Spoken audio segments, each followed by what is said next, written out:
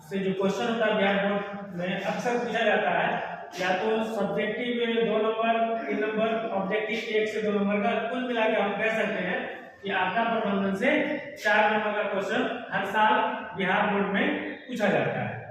तो ये सबसे इजी टॉपिक है, इसे समझने की बात है, आप आसानी से समझ सकते हैं।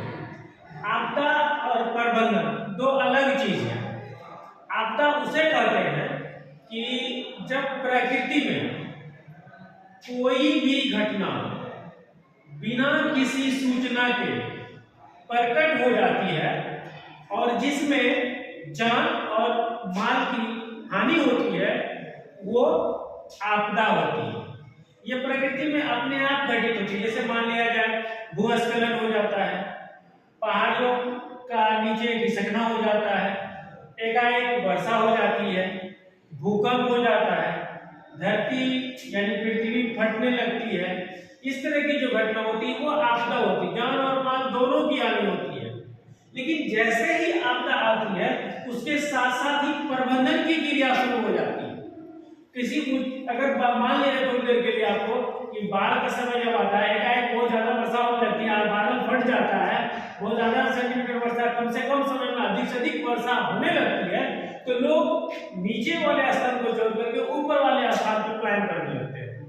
और उसके साथ साथ वहां की व्यवस्था हो, ठहरने की व्यवस्था, जो गाँव में समाज में जिनको जब जिस तरह का प्रबंधन की सुविधा होती है वो उसके साथ करने लगते हैं। तो हम कह सकते हैं कि आपदा के साथ प्रबंधन की क्रिया साथ साथ चलती है। और आपदा जो होती है वो दो टाइप से, एक तो प्राकृतिक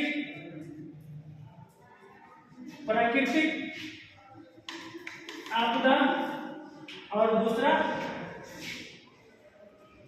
मानव जनित आपदा। ये प्राकृतिक आपदा जो प्रकृति में घटती है, लेकिन मानव ने जैसे रसायन का प्रयोग करेंगे, हानिकारक क्या कहते हैं कि कीटनाशक का प्रयोग करेंगे, जंगलों की कटाई कर देते हैं अपनी सुविधा के लिए। तो इस तरह की जो आपदा होती है वो दो प्रकार की, प्राकृतिक होती है, मानव जनित आपदा होती है। आपदा और प्रबंधन दोनों साथ में चलने वाली क्रिया होती है। ये दो प्रकार प्राकृतिक और मानव जनित होती है। मिलते हैं नेक्स्ट क्लास में आप लोगों से, इससे सवाल रहेगा, हम इसे फिर बात करेंगे।